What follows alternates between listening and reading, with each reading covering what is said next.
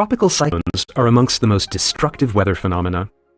They form exclusively over tropical seas and oceans, usually between 10 and 20 degrees latitude. Each year, around 50 tropical cyclones form on the Earth, from May to November in the Northern Hemisphere and from November to May in the Southern Hemisphere. Their names are assigned in alphabetical order. Previously, they were only given female names, but nowadays, male names are also used. One of the best-known recent tropical cyclones was Hurricane Katrina, which brought devastating damage to the city of New Orleans in 2005. A tropical cyclone is a rapidly rotating, strong wind system characterized by an extremely low-pressure center. A tropical cyclone is made up of spiral bands, or a spiral of clouds. The density of these clouds is the highest around the eye, where the converging spiral bands meet. Tropical cyclones not only spin above one spot, but also move westward. Although the wind is very intense inside cyclones, their progress is relatively slow.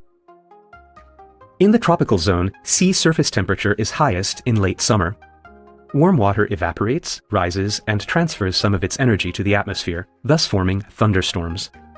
The wind blowing from the inside of the thunderstorm gathers air, forming an even larger thunderstorm cluster. As the cluster grows in size, it can gather air from further areas as well. Due to the Coriolis effect caused by the Earth's rotation, the air gathered starts to swirl. As a result of the swirling motion, air pressure drops in the center of the thunderstorm. If the cluster lasts long enough, the swirling motion becomes faster and a thick cloud layer forms around the center. Then, the eye of the cyclone appears as well. This is when the cyclone becomes fully developed. Above the ocean, the lower layer of the atmosphere warms up and then rises. The rising air causes a low-pressure area to develop at surface level. Air spirals inward anti-clockwise in the northern hemisphere and clockwise in the southern hemisphere due to the Coriolis effect. The air rising in the center of the cyclone spreads horizontally in the troposphere. Since this rising air is warmer than its surroundings, the cold air descends in the center, and a cloud-free area, known as the eye of the cyclone, is formed. Tropical cyclones can travel thousands of kilometers from their area of formation before they die out. These cyclones can last several weeks. The life cycle of cyclones depends on how long they stay over warm waters.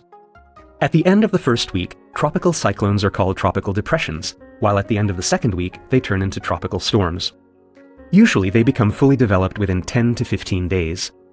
As tropical cyclones gain their energy from the heat of seawater, they lose their strength very rapidly when they reach the mainland, although they can still cause heavy rainfall. When they leave the tropical zone and enter the area of westerly winds, they lose more energy. However, they can remain in that particular area as a tropical storm for several days. Cyclones can be categorized according to their intensity. However, there is no standard classification throughout the world, as different scales exist based on the area of formation. For example, cyclones formed above the Atlantic Ocean can be classified into 5 categories, based on the speed of the wind blowing in the eye wall. The flow is most intensive in the eye wall, so this is the most destructive part of the cyclone. These devastating cyclones produce heavy precipitation. The amount of rainfall can rise to 500 millimeters a day. Because of their rotation, they can even raise ocean levels, causing floods along the coastline and thereby enormous damage.